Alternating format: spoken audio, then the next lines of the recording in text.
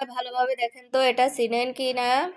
এই যে দেখেন, কেউ কলা গাছের মোচা বলে, আর কেউ কলা গাছের থোড় বলে, আমরাও থোড় বলি। ঢাকাতে টাকা হইলে সবই পাওয়া যায়।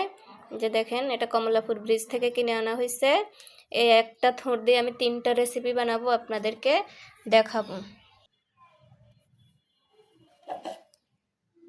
এই যে সুন্দর হয়ে একটা থোড় মোচা বাইর হয়েছে, ভিতরের অংশটা।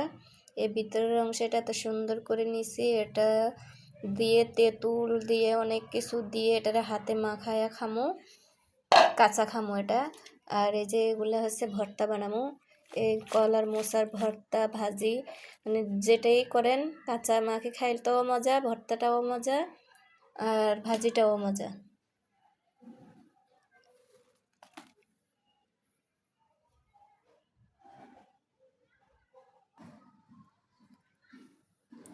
এ থোর মোচা এবং কলার মোচা, এই যে দেখেন, এখন এগুলো দিয়ে ভর্তা বানামু।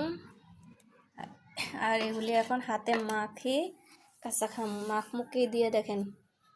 এ হচ্ছে জলফাইয়ের আচার, এ হচ্ছে আমের আচার,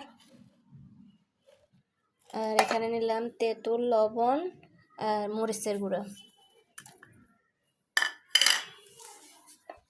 একটু পানি দিয়ে দেবো, পানি না দিলে মাখা মাখা হইতো না, খেতে ভালো লাগতো না। এই যে আম দিয়ে দিলাম, এই যে জলপাই দিয়ে দিলাম।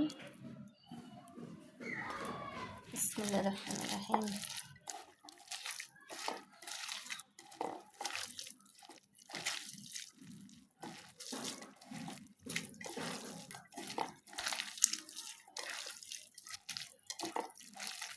এই থোর থোমাখাটা কেমন হয়েছে আপনারা একটু কমেন্ট করে জানাবেন।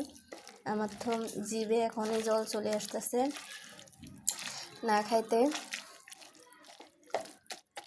বিসমিল্লাহির রহমানির রহিম। আলহামদুলিল্লাহ, অনেক মজা হয়েছে, অনেক।